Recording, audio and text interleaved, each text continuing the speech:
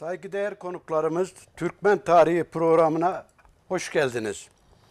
Bu hafta Gemerek Tarihi 2. bölümü anlatmaya çalışacağız. Bu haftaki konuğumuz araştırmacı yazar Durmuş Ceylan. Hocam hoş geldiniz. Hoş bulduk Halil Hocam.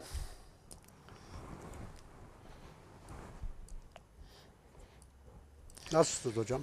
Çok teşekkür ederim Halil Hocam. Sizler iyisiniz. Teşekkür ederim, sağ olasın, ben de iyiyim. Halil Hocam, daha önceki hafta güzel bir program yaptık Gemerek tarihiyle ilgili. Evet. Tüm Gemerekli hemşerilerimiz, STK'ları, Kayseri'de olanlar ve Gemerek coğrafyasında olanlar, Gemerek'te olandan merkezde bu programa sağ olsun teveccüh gösterdiler. Dolayısıyla bizi seyreden tüm Türkmenlere, ülkemizdeki tüm Türkmen, bu vatanın aziz evlatlarına ayrı ayrı müteşekkir olduğumuzu, saygı ve sevgilerimizi belirtelim bu program üzerinden. Fakat özelde tabii sancak sancak çalışıyoruz. Gemerek'in bu teveccühünden dolayı Gemerek'e teşekkür ediyoruz. Tabii programa başlarken TV1 yayın ailesine ve bizi izleyen tüm Türkmen tarihi izleyicilerine teşekkürümüzü sunarak programımıza başlayalım hocam. Çok teşekkür ederim hocam. Eğer izleyicilerimize layık olabildikse bizler de çok mutlu oluruz. Hepsine sonsuz teşekkür ediyorum. Bizleri yalnız bırakmadıkları için. Tabii ki. Hocam bu geçen hafta Türkmen tarihi 1'i çekmiştik. Bu hafta da 2. bölümünde Gemerek tarihini anlatacağız. Geçen haftaki kaldığımız bölümde Gemerek bölgesinin Dulkadirli iskanlarını yerleşmiş olduğundan bahsetmiştik. Dulkadirli iskanları Gemerek bölgesinde devam ederken Dulkadirli'ye doğudan gelen bir tehlike hasıl oldu. Evet. Timur tehlikesi doğudan gelirken hem Dulkadirli'yi etkiledi hem de Osmanlı'yı etkiledi. Evet. Daha ileriki yıllarda Dulkadirli'yi işgal ettikten sonra ileriye doğru Timur gitti. Ankara yakınlarında Çubuk Ovası'nda Osmanlı'yla savaş yaptı. Savaşı kaybetti Osmanlı. Bu savaşı kaybettiğinde hem Osmanlı etkilendi hem de Dulkadirli etkilendi. Evet. Dulkadirli de aynı Osmanlı bölgesinde olduğu için, yani kısmen de olsa. Timur bu işgalden sonra Anadolu'da pek uzun süreli kalmadı. Tekrar geriye dönüş yapmak hasıl oldu. Geri dönüş yaptığında Timur dönüşünde bu önceki dönemde bahsettiğimiz olduğu Kösedağ Savaşı'nda gelen Moğol bakiyelerinden Kara Tatarlar ve bir kısmını tekrar Timur yanına alarak Hindistan bölgesine bir set kurmak için götürdü. Evet. Bu götürmüş olduğu teba haliyle bizim bölgeye yerleşen Türk unsurlarındandı. Bu Türk unsurları bu bölgede boşaldıktan sonra bu bizim Gemerek bölgesinde nasıl bir yapılanma oluştu ve bu yapılanmanın akabinde de hocam Gemerek tarihine bir giriş ve genel bir bilgilendirme yaparsanız memnun oluruz hocam. Halil Hocam, çok teşekkür ediyorum bu giriş için. Kısaca 15. yüzyılın başından bahsettiniz. Müsaade ederseniz söylediğiniz gibi hem 1. bölümde bizi seyretmeyenler için hem de Gemerek'in tarihini kısa bir özet olarak şöyle hızlı bir biçimde geçip, çünkü öyle anlaşılıyor ki Gemerek'te detaya girdikçe konular uzayacak, bu programlar yetmeyecek. Evet.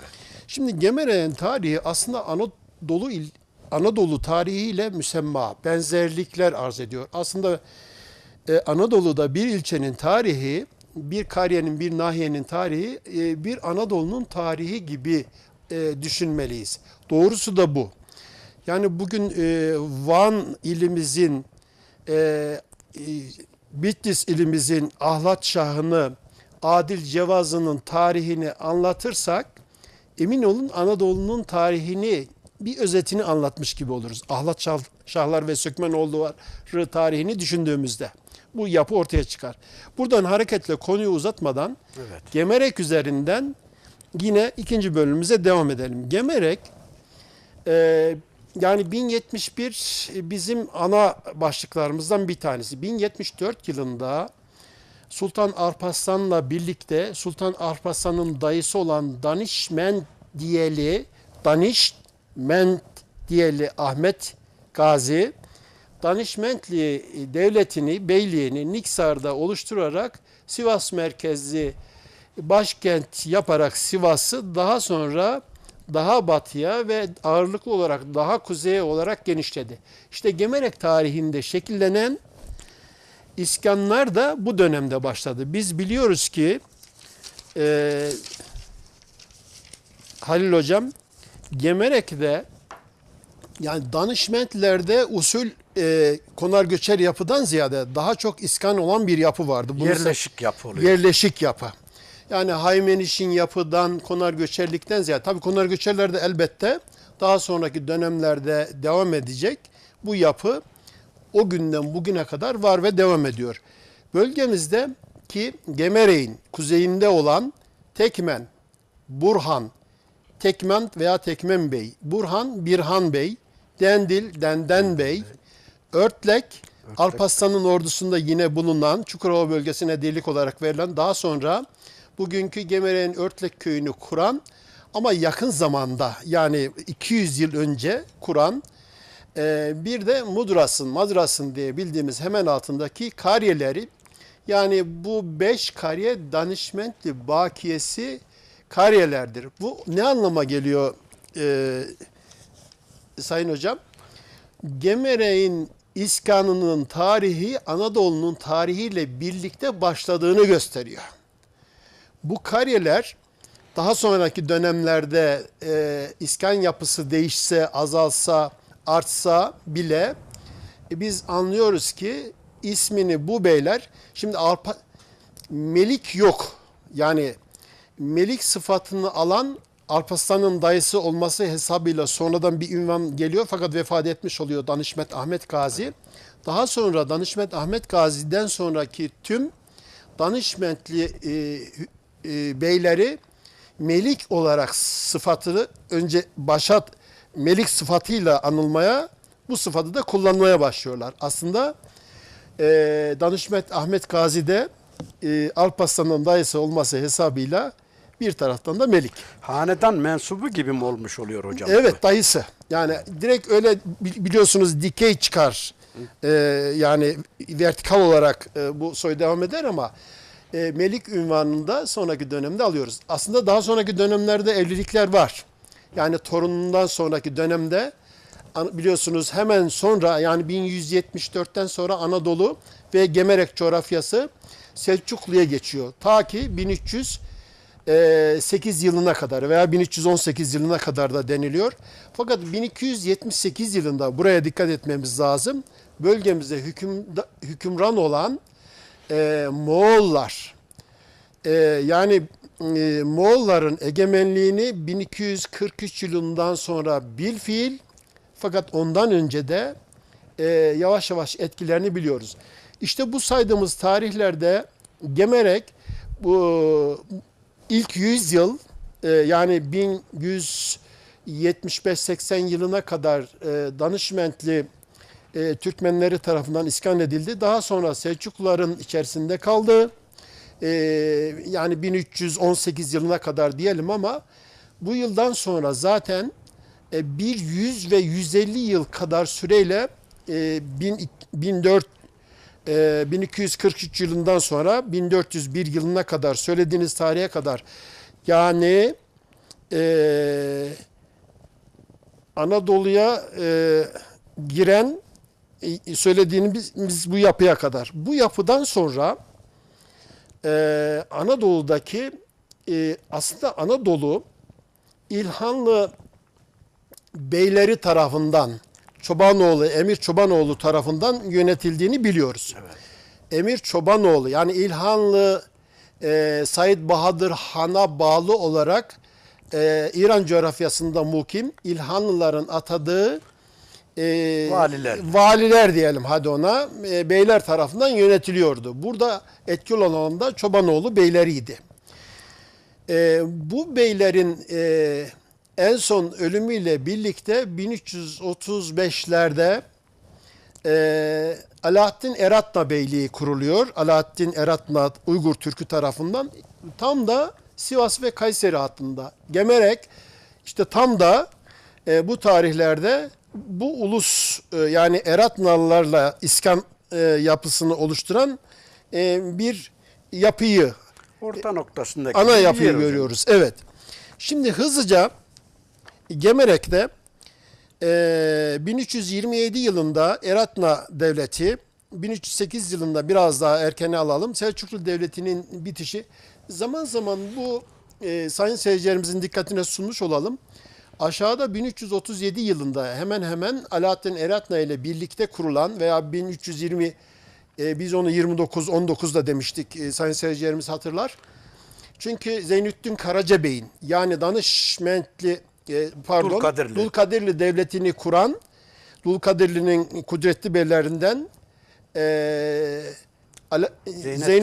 Zeynüddin Karacabey'in bu tarihlerde kurduğunu, 1337 yılında beyliğini şekillendirdiğini, ana yapısını oluşturduğunu ve Memluklu'ya kısmen bağlı olarak diyelim bu bölgede faaliyet gösterdiğini biliyoruz. İşte bu tarihlerde Gemerek coğrafyası 1356 yılından sonra yine Dulkadirli Bey'i Halil Bey tarafından 1356-1365-70 yıllarından sonra elde edilip buraya Dulkadirli Türkmenlerinin iskan olduğunu ve Bozok Sancağı'na yani Gemerek'in bağlı olduğu sancaktır. Gemerek bir kariyedir. Aslında biz Gemerek ismini bugün kullanıyoruz ama Gemerek diye bir yapı yok o zaman. Çubuk diye ya. Çubuk merkezli. Evet. Yani Çubuk nahiyesinin Bozok Sancağı'na, Bozok Sancağı'nın Sivas eyaleti Rum ya da Sivas Sancağı'na bağlı olduğunu sayın seyircilerimize altını çizerek belirtmiş olalım. Daha sonraki dönemlerde 1512 yılına kadar tarihi burada bırakalım isterseniz. Evet. Dulkadirli 1522 diyelim biz ona. Evet. Yani Ali Bey'in Alaaddin Bozkurt Bey'den sonra Alaaddin ve Bozkurt Bey'in Turna Dağı'nda Yavuz Sultan Selim'in vezirlerine yenilmesinden sonra talihsiz hadiseler, yani talihsiz olaylar bunlar. Tarihin kırılma noktaları. Tabi anlatırken insan üzülüyor. İkisi de aynı ikisi de teba yani ya. Evet. Aynı teba yani. Yani şimdi Dulkadirli 5 tane, 6 tane deniliyor ama 5 veya 6 tane Osmanlı'ya gelin veriyor. Bunlar dede torun. Dayı yiyen. Dayı yeğen. Yani böyle bir de çok kudretli bir yapıları var. Dulkadirli'nin yani büyük bir derinliği var. Türkmen yapısı, Türkmen beyliği olarak da biliniyor biliyorsunuz. Zaten Türkmen olarak da bahsediliyor Dulkadirli'den Türkmen devleti, hocam. Türkmen beyliğidir Dulkadirli. Önümüzdeki haftalarda sayın seyircilerimizin dikkatine sunalım şimdiden. Önümüzdeki haftalarda Maraş eyaletini anlatmaya başlayacağız. Maraş sancağını şimdiden belirtmiş olalım. Orada bunları uzun uzun anlatacağız. Şimdi kısaca böyle söyledikten sonra Gemerek coğrafyasına yeniden dönelim. Yani bu konular da genelde hocam Gemerek bölgesine ilgilendirdiği için ondan çok bahsediyoruz. Evet. Çünkü belki seyircilerimize biraz değişik gelebilir ama bu bölgede hepsi hakim sürüyor yani. Gelmemeli. Kısaca hızlı bir geçiş yapalım. Danışmentli, Anadolu Selçuklu Devleti, Eratna Devleti, Dulkadirli. hızlı Dulkadirli'den önce Kadı Burhanettin dönemi, Dulkadirli Devleti ve Osmanlı Devleti. Sevgili Gemerekli kardeşlerim, Türkmen kardeşlerim, Gemerek'in özeti bu. Aslında Anadolu'nun özeti de bu. Hepsi de atalar olmuş evet, oluyor Gemerek. Yani 500 yıl boyunca daha çok batıda yani imparatorluk haline geldikten sonra Fatih Sultan Mehmet Han'la birlikte daha çok batıya dönük fütuhatlarda bulunan gelişmelerini bildiğimiz devleti Ali bu yıldan sonra bu bölgeyi yani bizim içimizde bulunduğumuz, yaşadığımız coğrafyayı elde ederek buralarda çalışmalarda bulunuyor. Şimdi o yüzden dolayı biz bunun altını sık sık çiziyoruz. Yani Kayseri merkezli bir televizyonda bu programı yapıyoruz. Programımızın adı Türkmen Tarihi. Sivas Sancağı'nın 9. bölümünü, özelde Gemerek tarihinin 2. bölümünü yapıyoruz. Tarihimiz ortak. Bunun için altını çiziyoruz. Şimdi Gemerek'te Sayın Kılınç Hocam hızlıca geçelim. Evet. Gemerek'in 1520'den sonra 19'da bir tahriri var, 29'da ana tahriri var, 1542'de ikinci bir yaklaşık 29'da benzeşen bir tahriri var. 1556'da Gemerek, yani Bozok Sancağı ve Gemerek coğrafyası. Gemerek derken Çubuk nahiyesini anlamalıyız. Emlak nahiyesini anlamalıyız ve Hınzırı Gömülgün nahiyesini anlamalıyız. Gemerek'in tarihi bu üç nahiyeyi ihtiva ediyor. Yüzyıllar boyunca. Bunu bir tarafa koyalım. Gemerek o zaman ağırlıklı ehli zimmi olan bir kariye, bir köy. Sonraki zamanlarda hızlıca gelişiyor. 1889 yılında tabii tarih biraz daha değişiyor. Oraya girmeden önce bizim faydalandığımız tahrir defterlerini söylemeye Hocam, devam. bir şey sorayım. Bu tahriri de bir açıklarsan seyircilerimizin anlaması açısından ne demek olduğunu, tahrir kelimesini. Aslında biz bütün programlarımızda kısaca söyleyeyim, gelir defteri. Yani maliyeden müdevver defterler, maliye defterleri, gelir defterleri, Türkmen gelirlerini, iratlarını, kayıtlarını, bunun birkaç yanı var.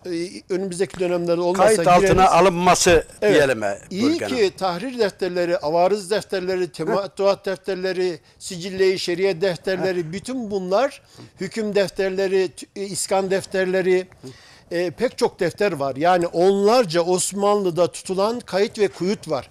Bunların bizim açımızdan önemli olan ana unsurlarını biz 1642 yılına kadar olan tutulan defterlere, bu nevi defterlere tahrir, daha sonraki dönemlerdeki defterlere de temettüat defteri. Tabii Yani diğer seyircilerin tahriri anlaması açısından evet. diyorum. Bunu sık sık kullanacaksın ileride. kullanacağız. Yani Türkmen tarihini anlattığımız süre, çünkü Bu belgemi, kelime çok, yani o zihinlerinde kalsın seyircilerimizin de. Sayın Kılıç, iyi ki bu defterler var. Evet. Çünkü Osmanlı'daki gelir iradeden, işte kaç baş koşu öküzü var, gelir nereden, oğlak, koyun, ekildiği yer, biçildiği yerler, bunların gelirleri, bunların vergi türleri var tabii. Anadolu'nun nüfus defteri gibi olmuş Evet, oluyor hocam bu. hayvanlardan elde edilen vergi, evet, öyle diyebiliriz. Nüfus defteri tabii, Kayıtlı yani, bunu belirtiyor yani. evet.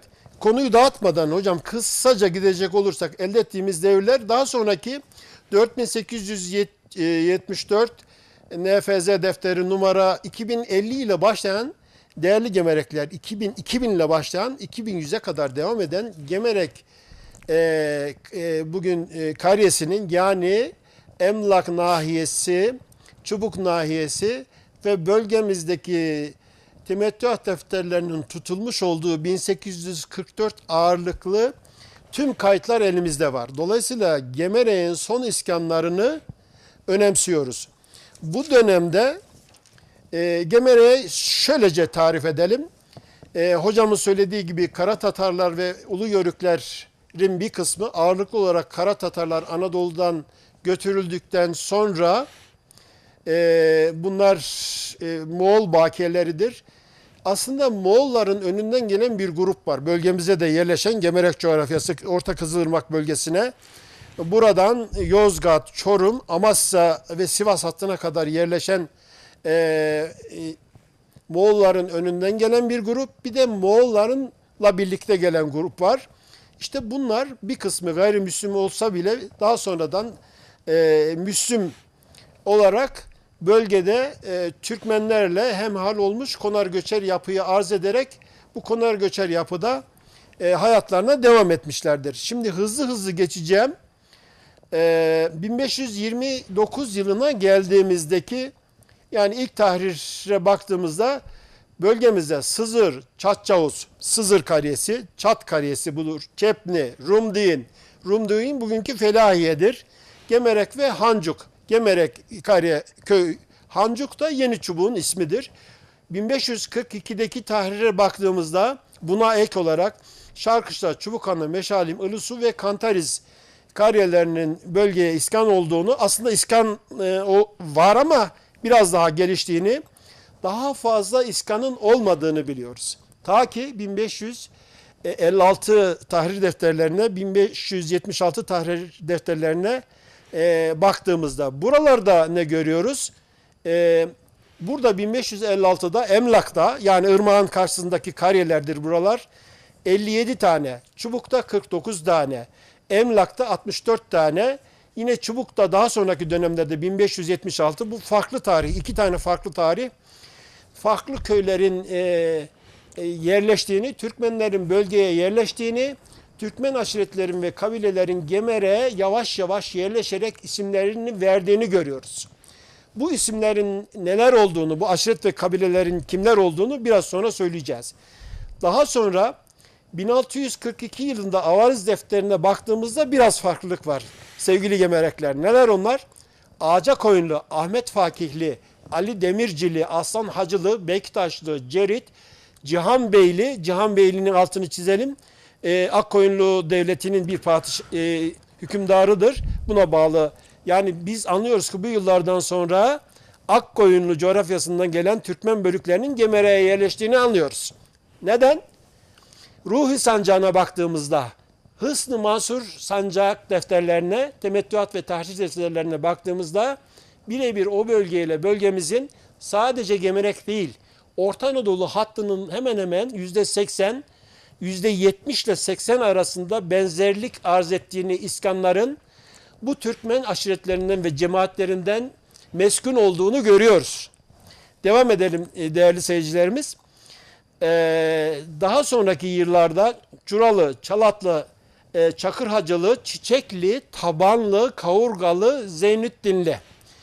1831 yılına geldiğimizde tabii yapı tamamen değişiyor. Oraya gelmeden önce hocam bu programımızın akışında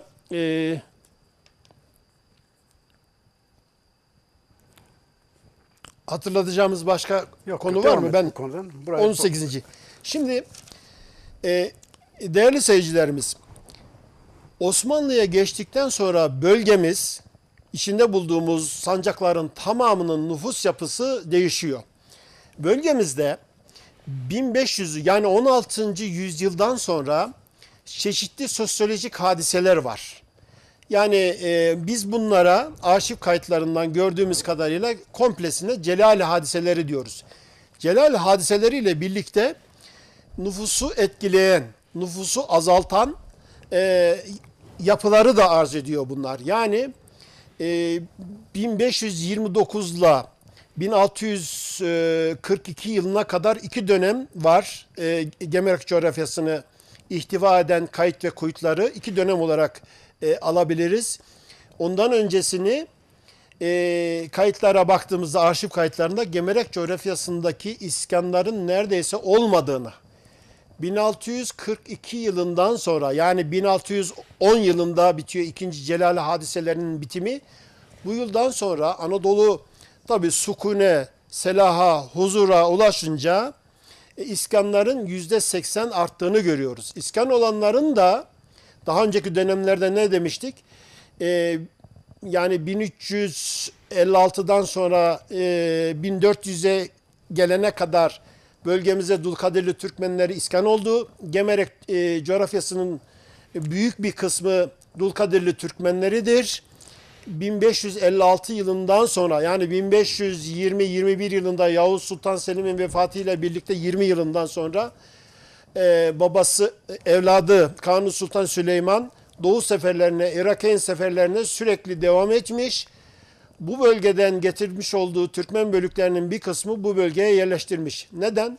Bu değişim sebebiyle Anadolu'daki var olan kargaşayı önlemek olarak, tabii haklı olarak. İşte biz Gemerek coğrafyasında Akkoyunlu Türkmen bakiyelerini, Bozulus Türkmenlerini, Diyarbekiriye Türkmenlerini Başbakanlık Osmanlı arşivlerinden ana kayıt olarak 998 1 ve 2'den anlıyoruz. Yerlerinin de Osmanlı arşivlerinden, yine yer isimlerinden, diğer temettuat defterlerinden ve tahrir defterlerinden tek tek biliyoruz. Hangi yıllarda hangi bölüklerin geldiğini.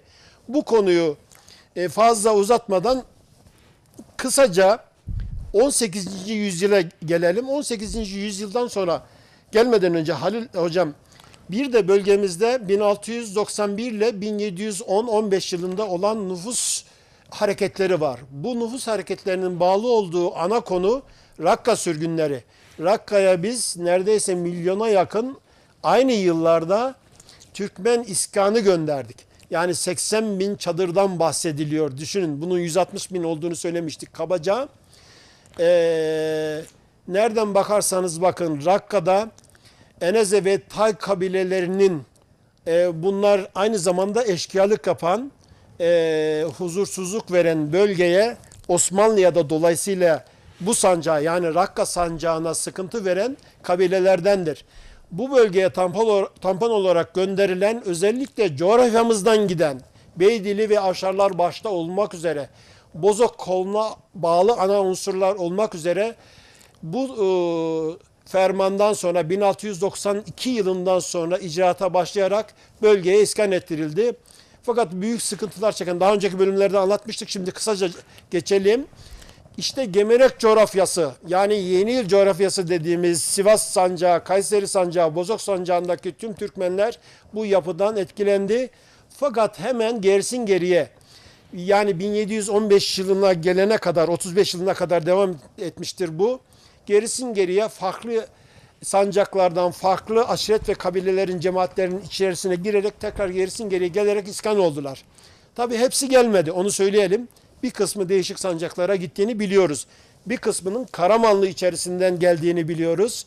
Keskin, Ankara, Karaman, Kırşehir, bugünkü ismiyle söyleyelim, Niğde, bu yörelerden ve sancaklardan yine Anadolu'ya geldiğini, hatta yalnız başına değil de diğer konar göçer unsurlarla, Karamanlı ulusuyla, aşağıdan Varsak bölükleriyle, Bozdoğanlı bölükleriyle, Çukurova Türkmenleri dediğimiz İfrazat-ı Türkmen diye de diğer arşiv kayıtlarında gördüğümüz, bunlar Dulkadirli'nin içerisinde ifrazat olan, yani çoğalan veya bu yapının içerisinden çıkması hesabıyla bu ismi alan Dulkadirli Türkmenleridir. Bu yapı tamamen değişti. Değişmesiyle birlikte Anadolu'da biraz daha sükunet hakim oldu. Dolayısıyla Gemerek'te de sükunet hakim oldu.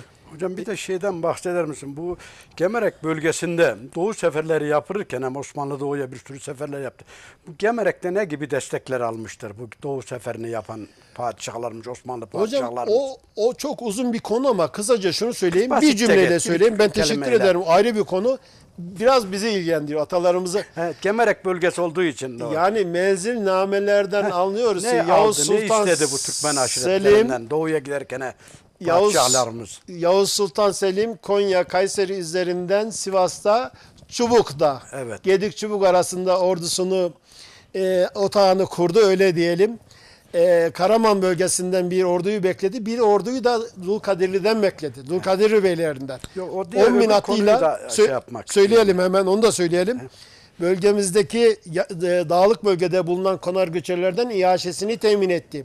Koyununu, etini, peynirini, biliyorsunuz o dönemde lojistik destek önemliydi. Lojistik destek içinde develeri temin etti. Kimlerden aldı bunu? Atalarımızdan aldı. Bu Nereden bölgemizi aldı? ilgilendirdiği için Bozok Sancağı'ndan, Yeni Yıl Sancağı'ndaki daha aşağıdaki Maraş Türkmenlerinden ve özellikle bugünkü, yani haksızlık etmeyelim, Kayseri'nin doğusundaki Bünyan, Hamit, Aziziye kazası, Kangal, Gürün hattından Tecer'e kadar olan bölgelerden ve özellikle Bozok coğrafyasındaki Türkmenlerden, çünkü buralar yayraklardır. Şimdi Sayın Kılıç, yani bu ordunun aşağı yukarı 120 binden fazla koyun tükettiğini biliyoruz. Evet. Biz. Yani binlerce tulum peynir tükettiğini biliyoruz. Yani devasa bir ordu sefer ediyor. Bu ordunun bir kısmı da 60 bin kadarı da bizim bölgemizde kaldı. Yedek Güvenlik kuvvet açısından olarak. bırakmış hocam. Biliyorsunuz konu uzun, başka zaman anlatırız benim bunu. demek istediğim öbür konuda hocam mesela 1000 deve verecek diyor. Tebriz seferine giderken kanunu diyor mesela. Öbür Tebriz seferinde mesela 700 deve istiyor. Bu bizim bölgemizde. 700 deve istenen atalarımızdan tek tek isimleri var bunların. 50 deve veren, Demek 100 ki var deve. bunlarda varlık yani. Devecilik İstediğine var, göre. koyunculuk var. Ellerinde pek çok. Bunlar hayvancı, konar göçer yapıyor. Devesi olmayandan deve istenmez hocam Tabii değil ki. mi? Şimdi özele gireceğiz ama benim dedem Savranbaşı. Evet. Sayın Kılıç. Benim dedem sevgili seyirciler. Yani Savran ve Savranbaşı demişler. Toroslar üzerinden Halep'e giden bu ticaret tacirlerin gittiğini biliyoruz. Bu dönemde özellikle 19. yüzyılın sonuna kadar bu devam etmiş.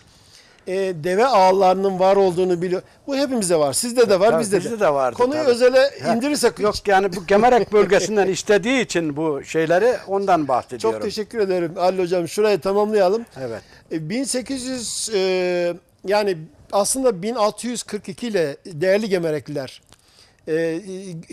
değerli hemşerilerim, 1642 ile 1845'e geldiğimizde zamanım yetmez diye acele ediyorum.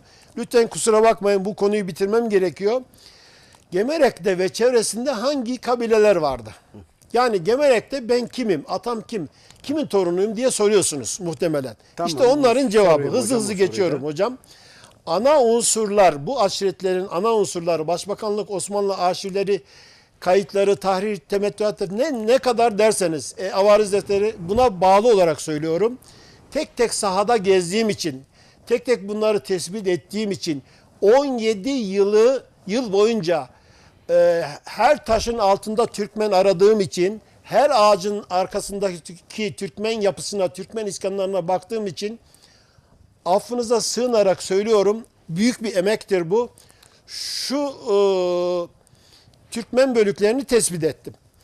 Bu aşiretler ağırlıklı olarak Halil Hocam, Avşar, Ağacakoyunlu, Bektaş Hacılı, Mihmatlı, Eminli, Gedikli, Kırıklı, Hamzalı, Oyradanlı cemaatleri, bunlarla birlikte Karacömerli, Şerefli, Kızıldonlu, Karacakoyunlu, İlbeyli, Kesmezli, Diklen, Temürlü, Karaİsalı, Bozkoyunlu, Hüseyin Gazili, Ahsen Gazili, evladı Gönen, Emlak, Behramlı, Danışmentli, Kırcılı, evladı Hacı İbrahim, Hasanlı, Kırıklı, Kırklı, evladı Köse, Köseli, Süleyman Develi, Süleymanlı, Sarsallı, Karallı, Hisarbeyli, Hasbeyli, Söklenli, Akbeyli, Karaçırçılı, Sarı Halilli, Salurlu, Tombullu, Kaçaklı, Kılavuzlu, Osmanlı, Ali Görenli, İnallı, Şehli, Ulaşlı, Varsaklı, Avcılar,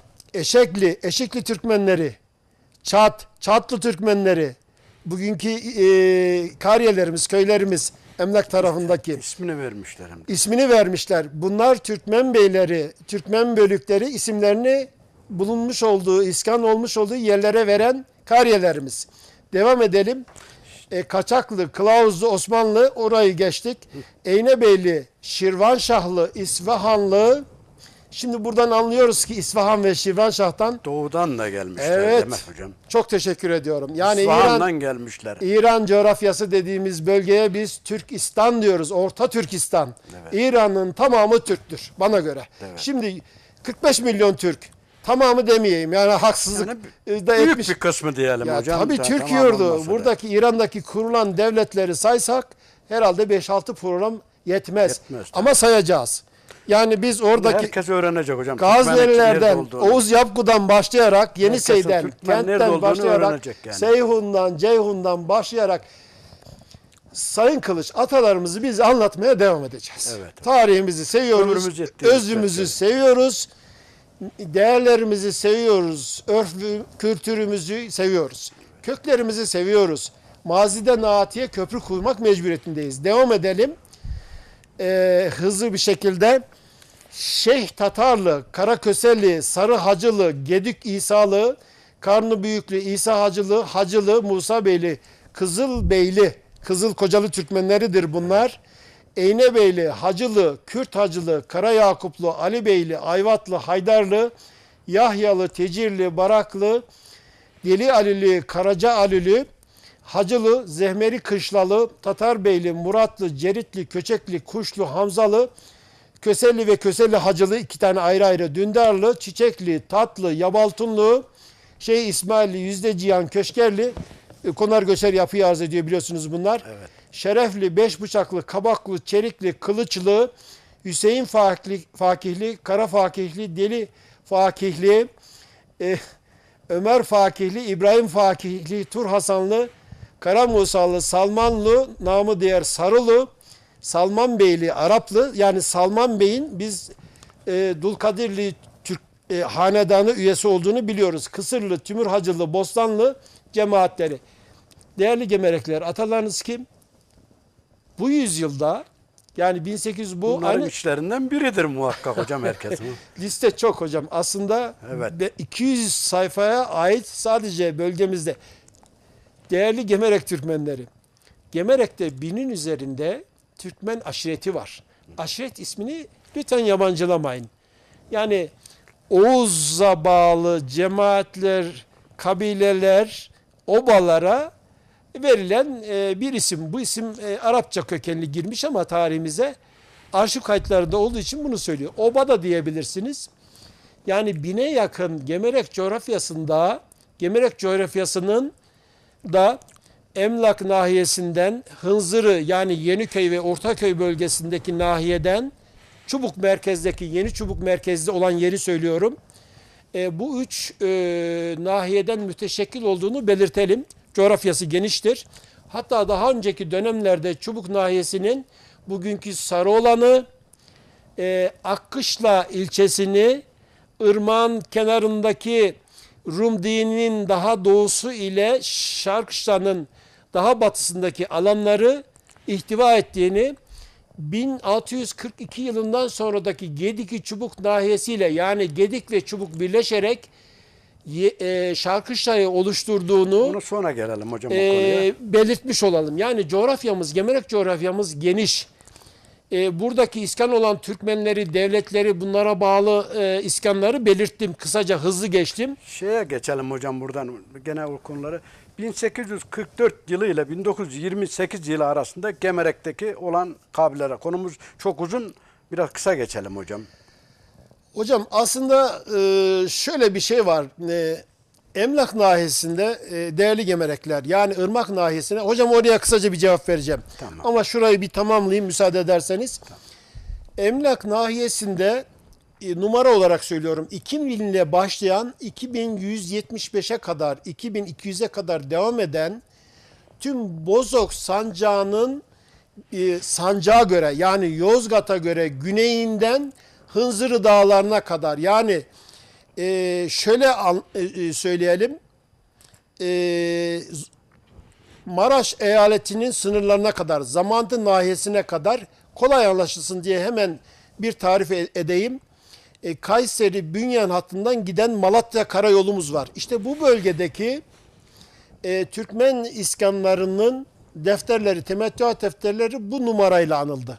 Özellikle Emlak nahiyesinde bunlar 1844 ve 45 yılında yazıldı defter eminleri tarafından. Şimdi Emlak nahiyesini daha önceki şeylerde biraz eksik anlatmıştık. Emlak nahiyesindeki bu tarihten yani 1841 ile 44-45 yıllarının iskan olan Türkmen bölüklerini söyleyelim. Eğerci Kalesi'nden başlayalım. Tamam hocam. Şimdi Sayın Kılıç, Eğerci bizim için önemli. Sızır bizim için önemli. Büyük yerleşim Çepni yerleri bizim bunlar için hocam. önemli. Çepni İsa Bey'in yurdu olduğu için önemli. Kızılkoca. Çepni, evet Kızılkoca. Şimdi Selman Bey, İsa Bey, Çerkez Bey, Ahmet Bey, Mestan Bey. Mestan Bey, yani Dulkadirli hanedan üyelerinin tabiri caizse staj yaptığı 3 yerden bir tanesi, hatta en önemli yer Bozok coğrafyasında Çepni'dir. Çepni'nin adı aslında Çongarya'dır. Çongarya Uluyörük Türkmenlerinden dolayı bu ismi verilmiştir. Çepni değerlidir sayın seyirciler. Yani Gemerekli, Çepnili hemşerilerim, özellikle bu yapı, şimdi Yavuz Sultan Selim sefere giderken buradan ordu temin ediyor. 10.000 ordu bahsettiğimiz Şahrıbey Köprüsü'nden geçerek katılıyor Yavuz Sultan Selim'in ordusuna. Bozok coğrafyası ve bizim coğrafyamızdan gelen sipahiler, sipahizadeler. Konuyu dağıtmamak için Çepni bunun için önemli. Çepni'de Hamza Bey yerleşkesi var. Diğer Türkmen bölükleri var. Çongar ismi sonradan tabii Türkleşen bir yapıdır. Çepniler son derece cesaretli bir Oğuz boyudur. Üç ok koluna bağlı, çok cesaretli. Karadeniz, Savaşçı olmuş oluyor. savaşçı, cesaretli. Karadeniz'de beylik kuran, yani Birkaç o tane Bayram beylik Beyliğini kuran şeyler Kelkit'ten itibaren Erzurum'dan, yani Yeşilırmak hattını, Kızılırmak hakkı, Karadeniz bölgesi, Doğu Karadeniz, Orta Karadeniz ve Batı Karadeniz bölgesine hakim olan özellikle Fatih Sultan Mehmet'le beraber Trabzon Rum Devleti'ni alan bir yapıdır. Evet, çok Çepni değerlidir Türkmenleri. Çepni. Aslında her Türk bizim için değerli. Her Türkmen değerli, her tarih değerli. Konuyu Her uzatmayalım. Tarih yazmıştır hocam. Evet, evet. Şimdi Eğerci bizim için neden değerli? Güzel hocam, Eğerci birkaç yönden değerli. Eğerci'nin elimizde pek çok iskan belgesi var sevgili Eğercililer. Özellikle Eğerci'de bugün itibariyle biraz daha bu yapı değişse bile 1841-44 yıllarında 37 hane, 47 hane, daha sonraki yıllarda bu değişmiş. 40, 41, 42, 50 hızla artmış. Nüfus yapısı hızla değişiyor. Kimler var? Benim kitabımda da var. Yani bu çalışmamda Eğerci'ye aşağı yukarı 60 sayfalık bir yer ayırmış durumdayız.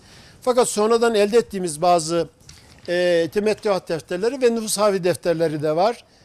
Eğerci'de 2021 yılında Sivas'ı Keşfet Projesi'nde Evet, beraber. İlhan Kayatürk diye çok saygıdeğer bir kaymakam beyin önderliğinde bizim de görev aldığımız çok güzel çalışmalar yaptık ilçemizde. İlçemize emeği olan Kaymakam Bey'imize teşekkür Yani ediyoruz. bu arada. İlhan Kayatürk Bey'e ben buradan teşekkür ediyorum. Sayın Valiye de o dönemde Sivas valisi olan, sonra Urfa valisi olan. Şimdi bu çalışma Gemere'yi bir numaraya taşıdı. Yani Sivas'ı keşfet projesi Gemere'yi keşfet şekline dönüştü. Kaymakamın önderliğinde bizim En çalışmalarımız. iyi çalışmada bizde olmuştu Orta hocam. Anadolu'da ilk defa kano çekimi Sayın Kılıç Kızılırmak üzerinde, Eğerci, Göksu üzerinde yaptık. Eğerci'nin torunları kimler?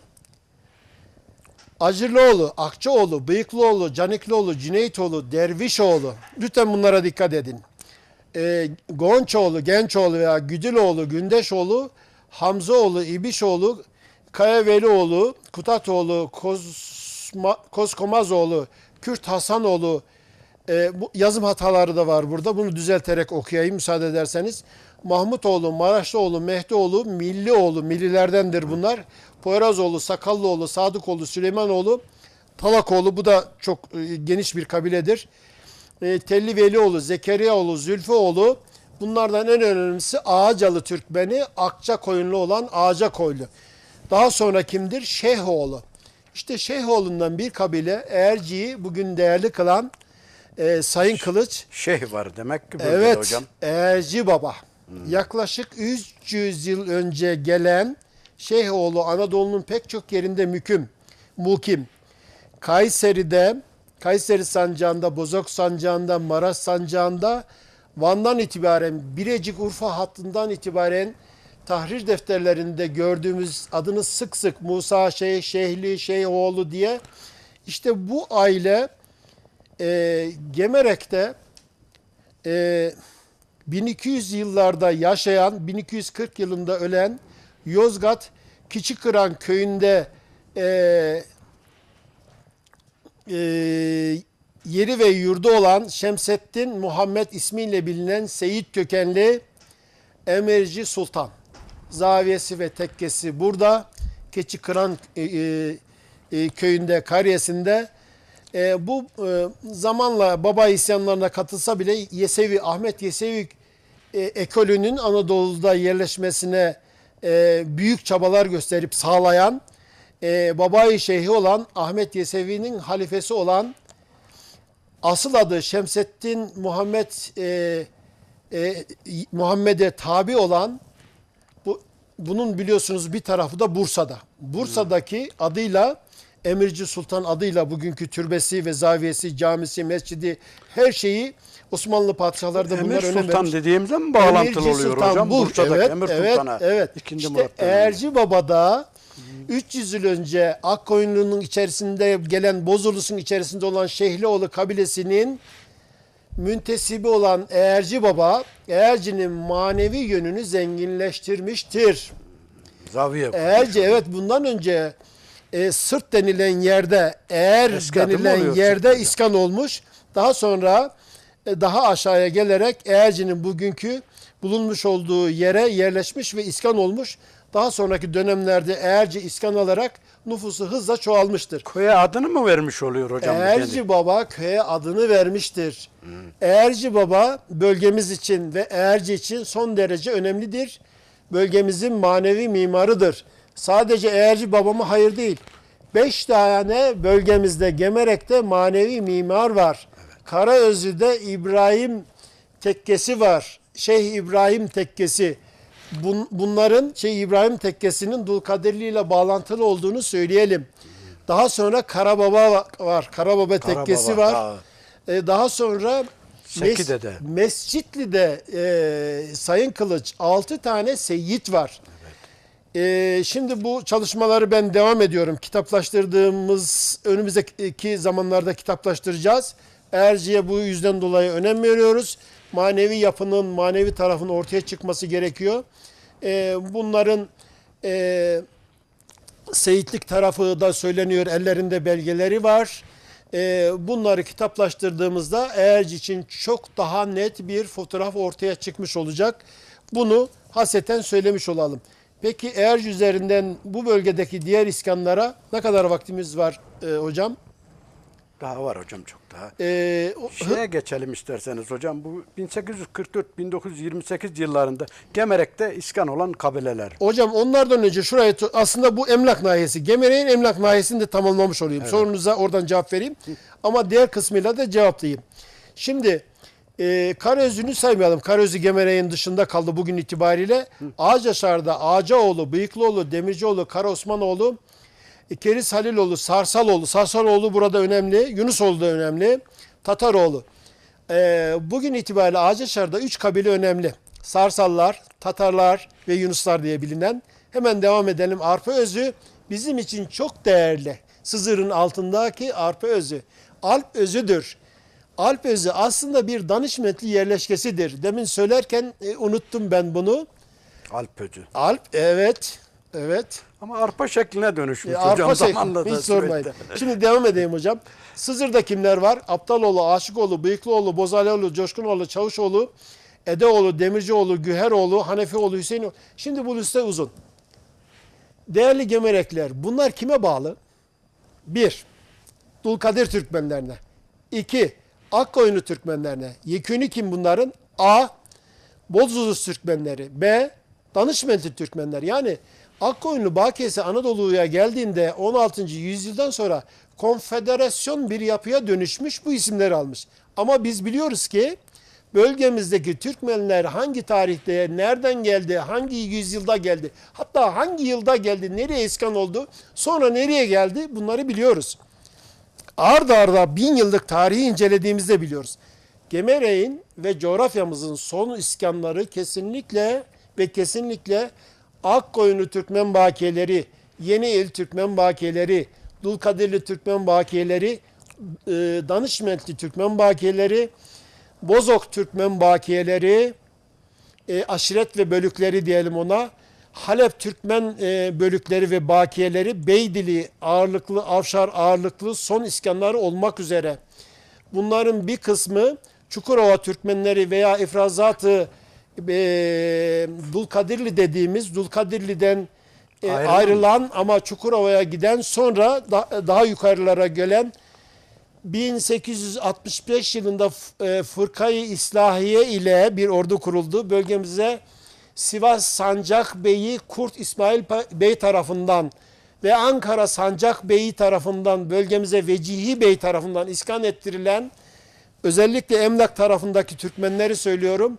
Bunlar bu söylediğim ana yapıya bağlı Türkmen bölükleridir. Son iskanlar bugüne kadar devam etmiştir. Son göçler de bugüne kadar devam etmiştir, etmektedir. Gemerek'in 1999-2000 yılındaki nüfusu 55 bindir. Bugün Kayseri'de olan yaklaşık Gemerek nüfusu 50 bindir. Sebebi göçtür, sosyolojik hadisedir. Bugün tabi Gemerek'i yöneten, ilçemizi yöneten, şehrimizi ve illerimizi yöneten elbette ki devlet görevlileri bunları biliyor. Bunlara çareler arıyor. Göç önemli. Hocam buradan hareketle kısaca ne demiştik? Süre de azalıyor hocam. Süremiz ne kadar kaldı hocam? 10 dakika falan kaldı hocam. 10 dakika kaldı. Peki o zaman Yetişmedi program hocam. programımız Dediğimiz gibi yinece şunu, kaç dakikamız var hocam? 10 dakika 5 var. dakika içerisinde Gemerek'teki son iskanları yine hızlı bir şekilde toparlayayım. Daha önce söylediğimiz gibi bunlar ana unsurlardır. Yani bu söylediğim. Onun haricinde Gemerek'te Ağacakoyunlu, Harbendeli, Çepni, Rişvan, Çongar, Abdallı, Pembecik, Kuyumcusu, Çağırganlı, Hasan Demircili, Karaca Araplı, Koyunculu, Alamaslı, Araplı, Kazaklı, Gühersürekli, Elçi, Tülekli, Pehlivanlı, Tatar İlyaslı, Selmanlı, Alabaşlı, Kacır İsalı, Cihan Beyli, Ekradı, Eskaşam, İzzettinli, Çepnili, Bucak Avşarları, Kargın, Kuşçu, Kara Abdalı, Şambayadı, Çelikanlı, Delikanlı da var bu arada. Bunlar kim? Bozulur. Bozulur. İlbeyli. Bunlar kim? Çongar İlbeyli Türkmeni, Uluyörük Türkmeni, Kara Hasanlı, Karalı Türkmeni, Küçüklü, Küçük oğulları yani Çukurova'dan gelenler, Koyunlu. Kim bunlar? Akkoyunlu'nun Akkoyunlu bakiyesi. bakiyesi. Yabanlı. Bunlar kim? Konargöçer Türkmen. Boynuyollu. Bunlar kim? Beydili'nin alt grubu. Boynu İnceli. Bu da Beydili Türkmeni. Türkmen. İl Delikli. Bunlar kim?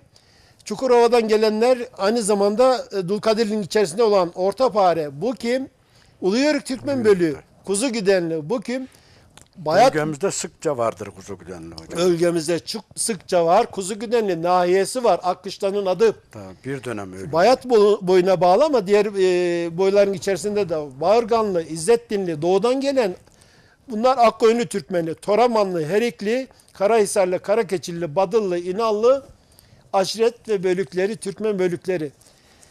Değerli Gemerek Türkmenleri, değerli Gemerekliler, hepinize saygı ve sevgimizi sunuyoruz ama hocam programımızı bitirelim mi? Ne dersiniz? Biraz bu şeyi de bahseden de o kalmasın hocam. Gemerek'teki olan kabileleri bir ileriki programda herhalde yapacağız. Bunlar hocam, bunlar bu saydıklarım Gemerek Türkmenleriydi işte. Tamam.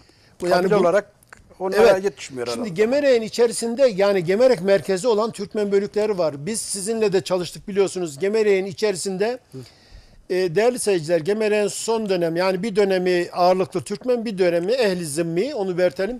1844'teki çalışmaya göre 13.505 numaralı çalışmaya göre Gemerek'in %21'i Türkmen bölükleri ile iskan olmuş durumda.